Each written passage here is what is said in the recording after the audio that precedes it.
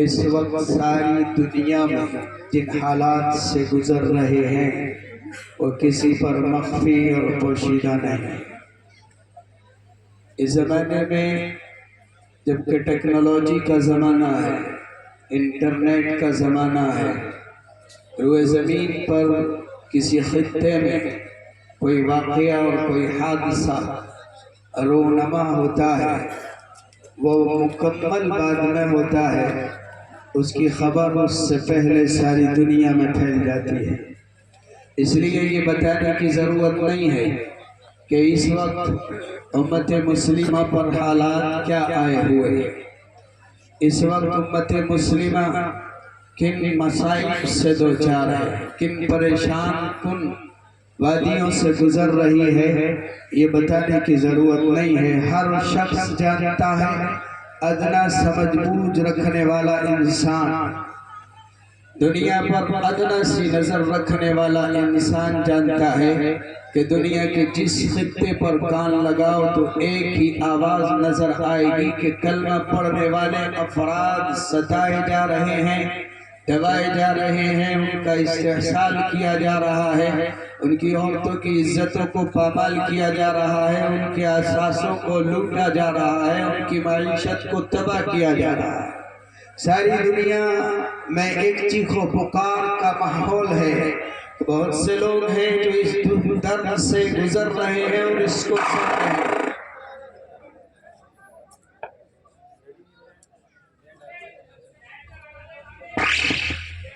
اور بہت سے لوگ ہیں اس دنیا کے اندر جو مسلمانوں کی اس حالت پر ہنس رہے ہیں اور مسلمانوں کو اس حد تک پہنچانے والے لوگوں کو وہ قوت اور طاقت اور سپورٹ فراہم کر رہے ہیں۔ بلاخر آپ اور ہم دیکھیں کہ آج ہم اپنی زندگی کے نازک ترین دور سے گزر رہے ہیں اور اس کی وجہ کوئی اور نہیں ہے۔ دنیا جو بھی کہتی رہے، تجزیہ نگار اپنی صلاحیتوں کے مطابق تجزیہ نگاری کر رہے ہیں۔ کوئی یہ کہہ رہا ہے کہ بھئی یہ دنیا کے اندر امت مسلمہ معیشت میں کمزور ہے، کوئی کہہ رہا ہے کہ سیاست سے دلچسپی نہیں رکھتی ہے، کوئی کہہ رہا ہے کہ ان کے پاس ڈگریوں کی کمی ہے، کوئی کہہ رہا ہے عصری تعلیم سے دور ہے، کوئی کہہ رہا ہے عصری تقاضوں سے غافل ہے، کوئی کچھ کہہ رہا ہے، کوئی کچھ کہہ رہا ہے۔ لیکن بات یہ نہیں ہے، صحیح بات وہی ہے اور سچی بات وہی ہے جس کو رب اپنے قرآن میں فرما رہا ہے۔ قرآن میں رب العالمین میں فرمایا اس امت کی زبوحالی کا سبب اس کے پاس ڈگریوں کا فقدان نہیں ہے، اس امت کی زبوحالی کا سبب اس کی معیشت میں کمزوری نہیں ہے، اس امت کی زبوحالی کا سبب اس امت کے اندر مال و دولت کی کمی نہیں ہے، ڈگریوں کی کمی نہیں ہے، بلکہ اس امت کی زبوحالی کا سبب اس امت کا ہر فرد خود ہے۔ اس امت کی ترقی کے لیے اور اس امت کے افراد کی ترقی کے لیے اور عزت اور سربلندی کے لیے خداوند قدوس نے جو انہیں لائحہ عمل عطا فرمایا تھا، جو طرز زندگی عطا فرمایا تھا، ترقی اور کامیابی کا جو سامان عطا فرمایا تھا، جو راز عطا فرمایا تھا، جو ہنر اللہ تعالیٰ نے عطا فرمایا تھا، اس امت نے اس کو چھوڑ دیا۔ اللہ تعالیٰ نے اس امت کی رہنمائی کے لیے اور رہبری کے لیے اور اس امت کی کامیابی کے لیے اور کامیابی تک پہنچنے کے لیے پیغمبر اعظم جناب محمد الرسول اللہ صلی اللہ علیہ وسلم پر کتاب مقدس قرآن کریم کو نازل کیا اور اس کتاب میں اس امت کی کامیابی کا راز بیان فرمایا ہے، اس کتاب میں اس امت کی سربلندی کے نسخے بیان فرمائے ہیں۔ جب تک یہ امت اس کتاب سے اپنا تعلق مضبوط کیے رہی، جب تک اس امت نے اس کتاب کو سینے سے لگایا اور اس کتاب کو رہنما اور رہبر مان کر کے اس کی رہبری میں اپنی زندگی کو گزارا ہے، یہ امت عزت والی تھی، سربلندیوں والی تھی، ساری دنیا میں اس کا ڈنکا بجتا تھا اور ساری دنیا کے اندر اس کی داد و دہش اور اس کی داد و دہش کا اور اس کے رعب کا ڈنکا بجا ہوا تھا۔ اس امت نے جب سے اپنے رب کا اتارا ہوا نظام ٹھکرایا ہے، اس امت نے جب سے قرآن مقدس سے رہنمائی حاصل کرنا چھوڑا ہے، یہ امت بھٹک رہی ہے، اندھیروں اور اسے کوئی راستہ نظر نہیں آ رہا ہے اور آئے گا بھی نہیں۔ میں ایک ادنا سا انسان، ایک کم علم آدمی جس کی کوئی حیثیت نہیں ہے، قرآن مقدس کی روشنی میں آپ سے یہاں بتا کے جا رہا ہوں، جاؤ ساری دنیا مل کے ساری دنیا کی ڈگری حاصل کر لو اور دولت اپنے گھروں میں بھر لو، اور تمام تر جدید آلات سے اور تعلیمات سے اپنے آپ کو اور اپنی نسلوں کو آراستہ کرو، تمہارا مقدر بننے والا نہیں۔ مقدر تب بنے گا جب خدا کی نازل کی ہوئی رہنمائی سے رہنمائی حاصل کی جائے گی۔ خدا بند قدوس نے قرآن مقدس کے اندر فرمایا تھا، ہماری طاقت کے اصول بیان فرمائے تھے اور ہمارے لیے سربلندی کا راستہ بیان فرمایا تھا، اور خدا تعالیٰ نے یہ بیان کیا تھا کہ وَاعْتَصِمُوا بِحَبْلِ اللَّهِ جَمِيعًا۔ اگر دنیا میں عزت سے جینا چاہتے ہو، اگر دنیا میں اپنا رعب اور دبدبہ قائم رکھنا چاہتے ہو، اگر دنیا میں اور اپنی دنیا میں اپنا غلبہ قائم رکھنا چاہتے ہو، دنیا کے اندر سربلندی چاہتے ہو، تو پھر تمہیں اللہ کی رسی کو، قرآن مقدس کو، نبی پاک صلی اللہ علیہ وسلم کی سنتوں کو مضبوطی کے ساتھ پکڑنا ہوگا۔ اگر تم نے اس کتاب سے اپنے تعلق کو کمزور کیا تو پھر تمہارا کوئی رہبر و رہنما نہیں ہوگا۔ ہماری سربلندی کا، ہماری کامیابی کا اور ہماری عزتوں کا راز قرآن میں ہے۔ اس قرآن میں اللہ فرما رہا ہے وَاعْتَصِمُوا بِحَبْلِ اللَّهِ جَمِيعًا۔ قرآن کے ماننے والوں اور اللہ پر یقین رکھنے والوں اور اللہ کے کلام کو سچا جاننے والوں، قرآن کو اپنے سینے سے لگاؤ، قرآن سے اپنے تعلق مضبوط کرو، نبی پاک صلی اللہ علیہ وسلم سے اپنا تعلق جوڑو، پھر دیکھو دنیا کی کامیابیاں اور دنیا کی سربلندیاں تمہارے قدم چومیں گے۔ اس کے بغیر کوئی ڈگری اور اس کے بغیر تمہیں دنیا کی معیشت اور دولت اور سیاست تمہیں عزت تک پہنچانے والی اور سربلندیوں تک پہنچانے والی نہیں ہے۔ اللہ نے فرمایا وَاعْتَصِمُوا بِحَبْلِ اللَّهِ، اللہ کی رسی کو مضبوط پکڑو۔ زینے پر چڑھنے کے لیے ایک پائپ لگایا جاتا ہے، اونچائیوں پر چڑھنے کے لیے سہارا لیا جاتا ہے کسی رسی کا، سربلندیوں پر اور اونچائیوں پر اور بلندیوں پر پہنچنے کے لیے سہارا ہے یہ قرآن مقدس، نبی پاک صلی اللہ علیہ وسلم کی شریعت اور آپ کی سنت۔ اس امت نے جب تک قرآن مقدس سے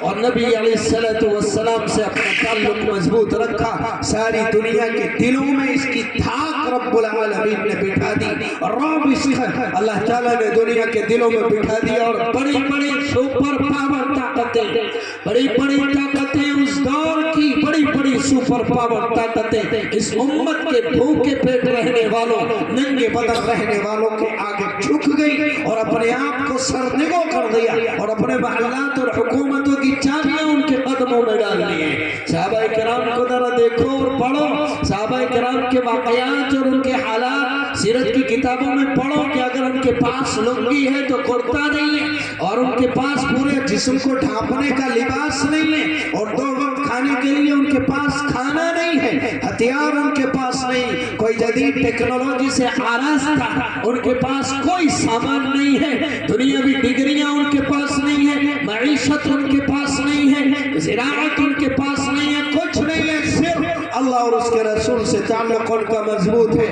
اللہ کی کتاب اور رسول اللہ کی سنتوں سے تعلق ان کا مضبوط ہے۔ دنیا جانتی ہے اور پڑھتی ہے، مسلمان اگرچہ اس وقت ان سے غافل ہے، لیکن دنیا جانتی ہے ان خالی پیٹ رہنے والوں نے بڑی بڑی طاقتوں کے چھکے چھوڑا دیے اور بڑی بڑی طاقتوں کو دھول چٹا دی، ساری دنیا پر اپنا لوہا منوا لیا اور ساری دنیا پر ان کی دھاک اللہ تعالیٰ نے بٹھا دی۔ کیا تھا ان کے پاس؟ کچھ نہیں تھا ان کے پاس، قرآن مقدس اور اپنے نبی سے محبت اور نبی سے تعلق ان کے پاس تھا۔ اللہ نے ان کو کہہ دیا وَاعْتَصِمُوا بِحَبْلِ اللَّهِ،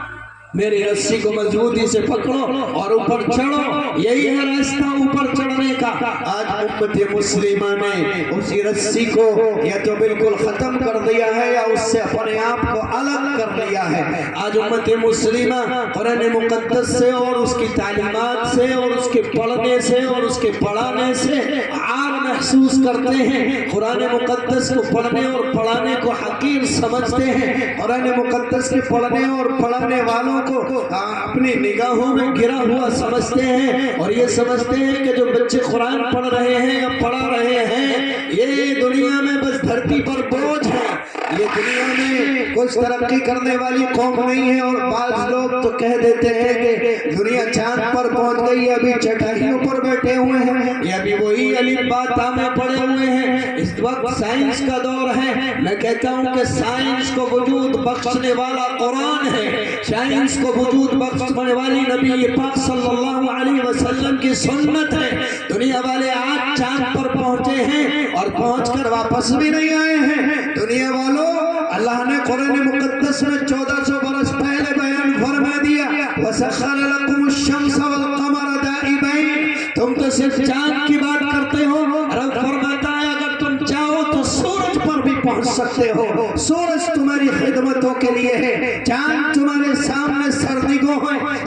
ستارے تمہاری خدمت کے لیے بنائے ہیں، اللہ نے ساری کائنات تمہارے لیے، کیا چاند، یہ سورج، آسمان اور زمین، ان الدنیا خلقت لکم، جناب محمد الرسول اللہ صلی اللہ علیہ وسلم نے فرمایا ساری کائنات تمہارے لیے ہے۔ تو چاند پہ پہنچنے کا راستہ قرآن نے بتایا ہے، قرآن نے پہلے کہا وَسَخَّرَ الشَّمْسَ وَالْقَمَرَ، اور غیروں نے اس کو پڑھا کہ جب قرآن میں کہہ رہا ہے رب، محمد میں نازل ہوئی کتاب قرآن میں یہ موجود ہے کہ چاند مسخر ہے انسانوں کے لیے، تو چاند پہ جایا جا سکتا ہے، قرآن نے راستہ بتایا ہے چاند پر پہنچنے کا۔ تو دنیا کے لوگ قرآن کو مانے نہ مانے، ان کو ترقی پر پہنچانے والا بھی قرآن ہی ہے۔ حضور اکرم صلی اللہ علیہ وسلم کی سنتیں ہیں، سائنس کو وجود بخشنے والی، سائنس اور سنت رسول کا ایک تقابلی مطالعہ کرنے والے لوگ جانتے ہیں کہ سائنسدانوں نے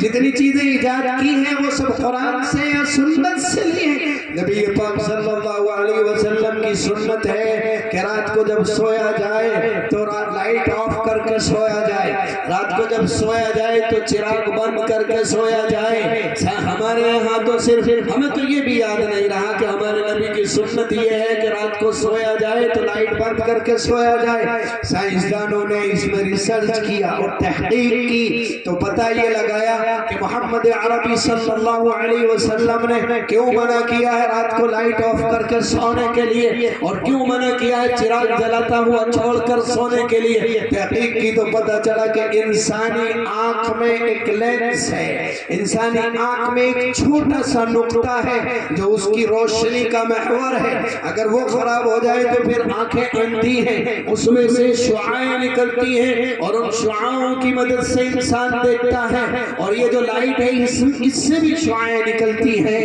ان میں یا ہماری بیداری کی حالت میں یہ شعاعیں ٹکراتی ہیں۔ کوئی انسان نظر ٹیک کر اور نظر جما کر لائٹ کو دیکھے اسے اندازہ ہو جائے گا کہ یہ کتنی نقصان دہ ہے ہماری نگاہوں کے لیے، لیکن ہم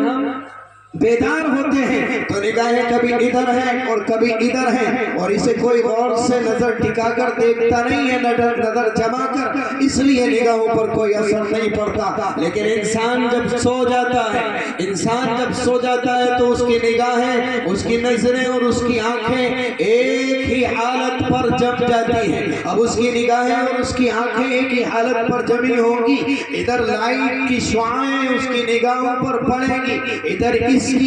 کی شعاعیں اوپر چکے، آنکھ بند ہونے کی وجہ سے وہ شعاعیں بند ہو چکی ہیں، اب یہ ٹکراؤ ہوگا اور یہ مقابلہ ہوگا دونوں کا۔ تو فرمایا کہا سائنسدانوں نے کہ لائٹ کی شعاعیں بھاری پڑتی ہیں نگاہوں کی شعاعوں پر، اور جب یہ بھاری پڑیں گی اور غالب آ جائے گی تو نظر کے کمزور ہونے کا خطرہ ہے اور بالکل روشنی جانے کا خطرہ ہے۔ تو یہ کس نے دیا؟ انہوں نے ریسرچ کی، سنت رسول صلی اللہ علیہ وسلم کی سنتوں میں انہوں نے تحقیق کی تو راستہ ملا، اور تحقیق کی تو پھر